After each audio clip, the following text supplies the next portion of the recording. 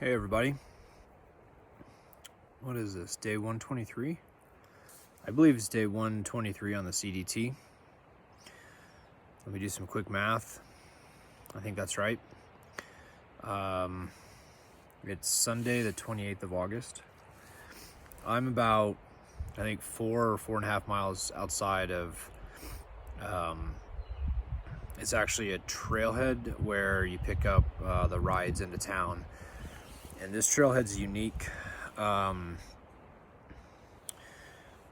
It has 5 resupply points. It's got Salmon, Idaho, Darby, which I believe is Darby, Montana. It's got Wise River, Montana, Wisdom, Montana, which is where I'm going. And then there's a camp that allows hikers to I think send boxes. They may have a stored resupply. You can put up a tent, do laundry and shower, that kind of stuff. And the camp, I believe, is over towards Darby, so it might be in Montana, I'm not sure. Many hikers go to Salmon or Darby. I chose to go to Wisdom first. The wind. I don't know if I should stop recording if the wind's gonna blow. Because Wisdom's closer, I'm hoping to get an easier hitch. It's in Montana, so the hitching illegality of Idaho is not an issue.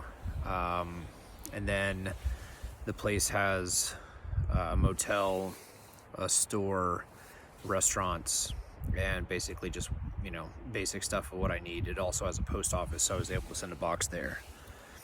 Oh, I just looked at myself. My hair looks very nice. Look at that. What I mean by nice is it doesn't look like a big rat ball every time I go into town, which is surprising since I've been out for 5 days and been hiking 27s each day. Like today was a low mileage day. I think it was 17 or 19 or something like that, because I'm stopping for town, but my hair looks like I just got out of town. So I don't know how the hell that happened. That's an oops. Anywhoosie, so that's why I chose Wisdom. Hopefully in the morning I'll be able to get down there in just a couple hours, less than that, and get a quick ride in.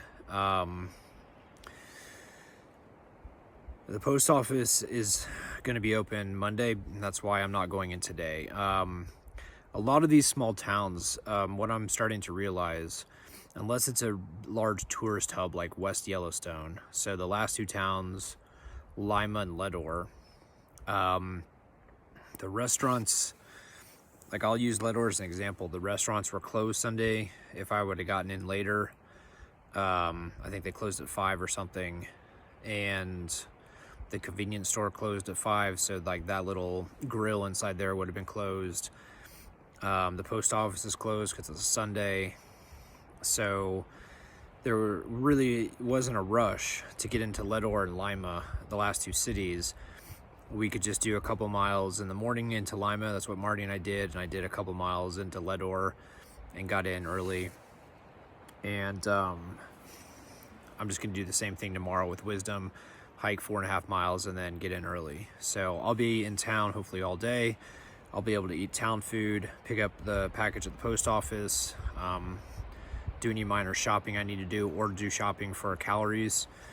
And then a lot of these smaller towns, they understand that hikers want to get their room as quickly as possible. So they will ask, like, are you expecting to get there in the morning, afternoon, when you're going to get there?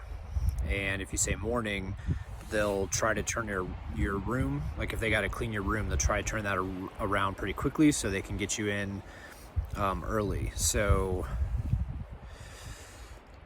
Lima, they were able to get me in the room by, I think, 11 in the morning.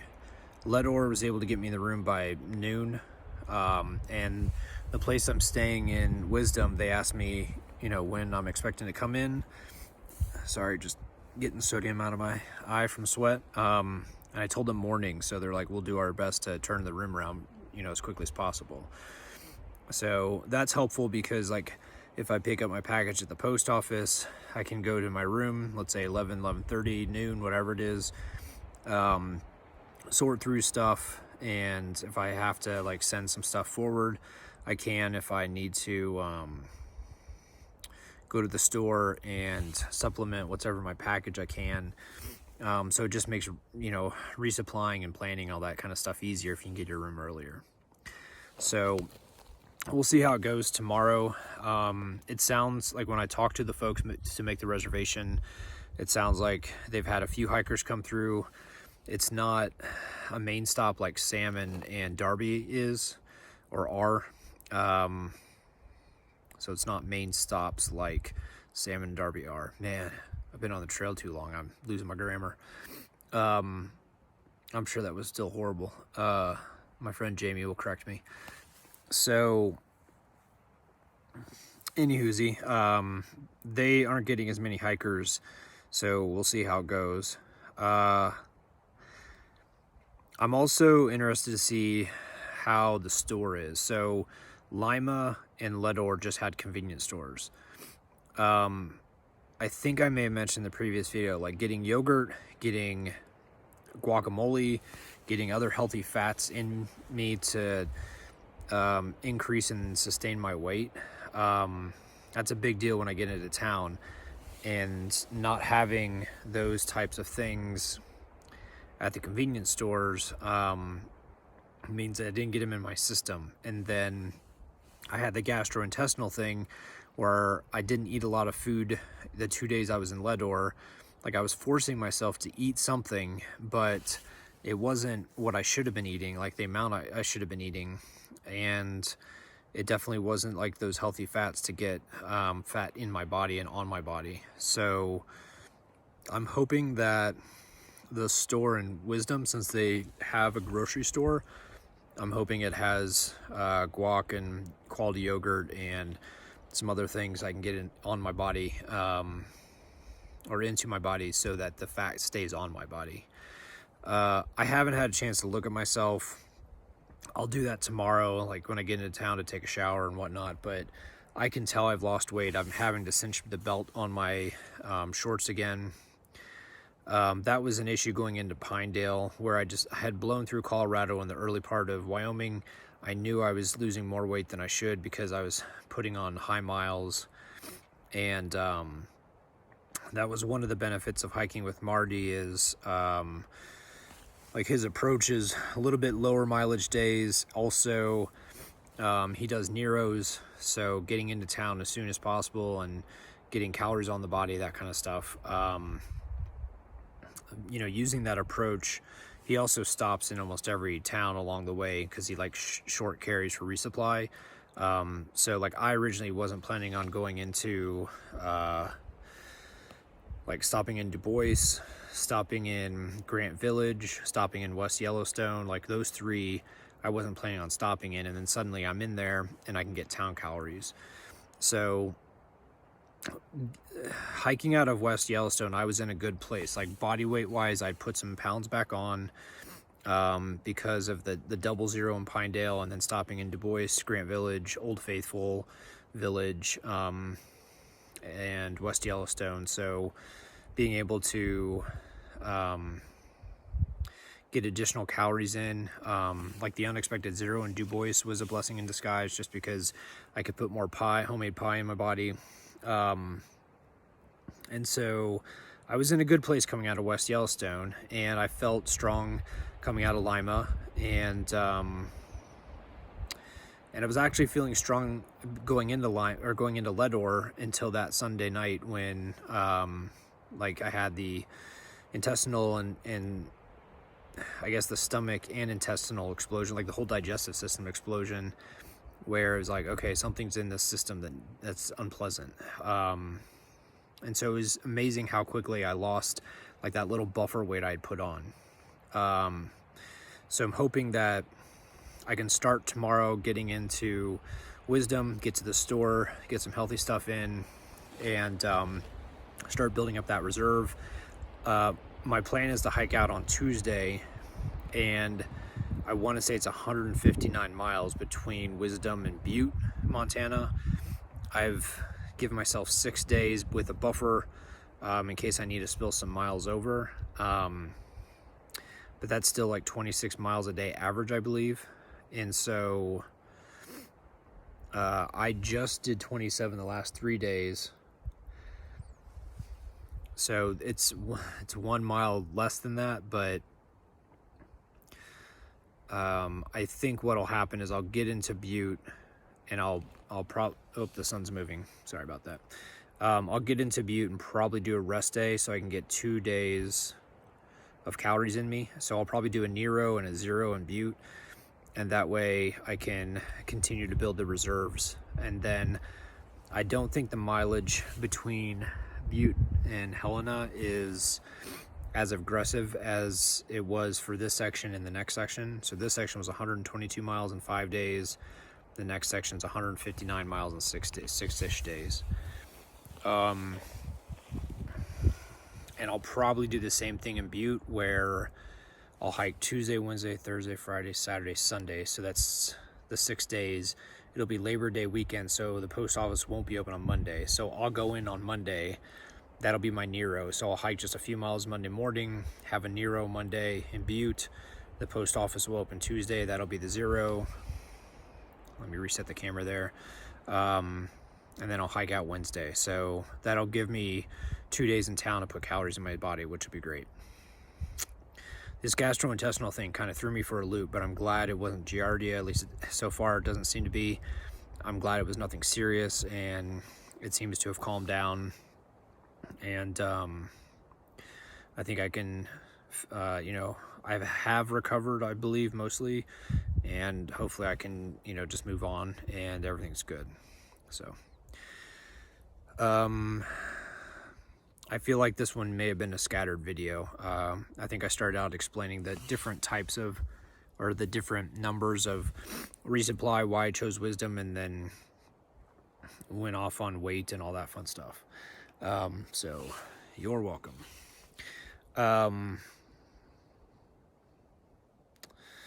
Today was a fairly straightforward, easy day. I actually set my alarm to get on trail at 7. I've been getting on trail the last 4 days at 6, 3 days at 6:45. So Thursday, Friday, Saturday. Yeah, I've been getting on trail at 6:45 because it's not, the sun hasn't risen, but there's enough light where I feel comfortable hiking in bear country on my own. Today I did 7 just because I knew I was doing 17 or 19, I can't remember what it is, but short miles. And by the time I got to lunch, I looked at my mileage. So there was some distance between water sources today, so my lunch was a little bit later. So I think I ended up stopping at like 1:15 or something like that for lunch. And by that time, from like 7 to 1:15, I think I'd already hiked 14 miles, and I only needed to do 19 or 18 or whatever the number is.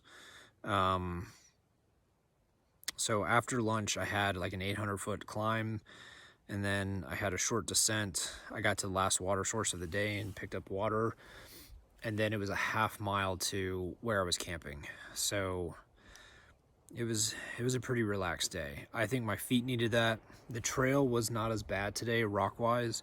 They meaning, I don't know if it's the Forest Service, I think it is, or just the county or the area. They've done some work on the CDT in this section. This section on the maps is supposed to be up, down, just like we've been doing almost all of the Idaho-Montana border. When I got on trail today, I noticed 2 things. First, they have a couple of burn areas, so I think this is one of the fires that had to be rerouted. Hikers had to be rerouted last year because of these fires, or this fire that covered multiple areas. And so because of the fires, the Forest Service had to rehabilitate the trail. And what they did is, instead of straight rehabilitation on the current trail, they looked at it and said, there's no reason why hikers are going up, down, up, down, up, down. We can build a trail that traverses and save them a couple hundred feet, and they still get to the same place. And so there's a couple of sections where you can see the trail crews are working this year, and they've actually developed most of the trail for the traverse. And then there's 2 other sections that you can see that they rerouted it in previous years. I don't know if it was last year or the year before. I'm guessing one of them may have been after the fire last year, like at the end of the season, they may have rerouted it, and one of them may have been the year before. And I'm basing that just on the appearance of the trail, meaning like, hey, does it look like it was worked on recently? What does the vegetation look like? All that kind of stuff. So it seems like someone in this area said, let's just not redo a trail if there's a fire, or if we're going to go out and do maintenance, let's think this through. And there's 4 sections that they've now rerouted where we're traversing around a summit of whatever the dirt mound is instead of going up and over it. And that was enjoyable. What they've also done is, it looks like they're not using antiquated thinking of throw rocks on the trail to slow water or for traction or whatever it is. Like the 2 new sections that they developed this year had minimal rocks on them, and it was great. So today's hiking, I had a low mileage day. The rocks on the trail were minimal. There was definitely some up and down. I think like the very first thing I started the morning with was, I believe it was like a 15 or 16. We were at around 5,700, and I think we got up to 7,200. So there was about a 15 to 1,600 foot ascent first thing this morning. There was a slight descent, and then we went from, I think, 7,100 up to almost 8,000, or maybe we got above 8,000 again. So from where I camped, 5,700, to the high point today, which is about 8,000, like we had 2,300 feet pretty early in the day. So once I got past that point, we had some smaller climbs like 400 feet or 800 feet. But you know, the fact that they've changed them to traverses, and they also added switchbacks to the trail in certain portions of the trail, they were much gentler, which is great. I think that's it. I've covered the trail stuff. I've covered town stuff. I'm gonna let you folks go. Thank you very much for watching the videos, whether it's one or all 320, I don't know, 123 of them, I don't know. Thanks for watching the videos, and I hope you're getting some enjoyment out of them. If you have any questions, go ahead and text me those questions, and I'll get those answered. I don't think I have any questions right now. And yep, all right. So everyone, have a nice evening. Have a great conclusion to your weekends. I'm sure school's coming up, so all you parents out there are likely getting ready for that. I'll talk to you folks tomorrow from town, so at least if the 4.5 miles goes well, and bears don't attack, or a deer doesn't attack me in my camp like last night. That was fun. The deer did not attack me. I think what happened was the deer just happened to walk through, and the deer, I think, caught whiff of my food canister and my urine because of the sodium in the urine. And so they were a little bit of a distance away from, not a little, they were a distance away from my camp, but I put those sticks around to, like, so when the deer stepped on it, it snapped and I heard it. So that's why the deer was in the area, and I was able to shoo it away after I finished the second video, and I was able to get it out of the area, and that's all I had last night. So nothing too serious with the deer. It was, I think the deer just smelled the food canister and the urine and came to investigate. To explain the urine, I don't remember where I learned this, and I know I said I was going to end this video, so you're getting bonus footage. Essentially what happens is when I wash my pot, after I cook, and also brush my teeth, I'll do that in the same area. Like I'll spit where I've emptied my pot, and then what I'll do is I'll urinate on top of that to kind of diffuse that that liquid, and also kind of mark it as like, hey, this is, you know, this is been marked with urine. So I can't, like I said, I can't remember where I read that or learned that or whatever, but that's why. And then after that, I put my food canister in a tree, like near where I've washed my pot and put my toothpaste, so that all the smelly things are in one place. So that's why the deer was attracted to that area. So that was probably a good catch on my part. Y'all are like, man, this guy's just urinating all over his camp. That's not the best move. Deer are gonna come all over the place. It was one specific area. That's why the deer was in that area. I lost the battle. I can't keep chasing the sun. Oh, you can actually see my face better anyway. So, all right. All right, that truly is it. This has been a 20-minute video. It's ridiculous. All right, have a nice evening. I'll talk to you folks tomorrow. Bye.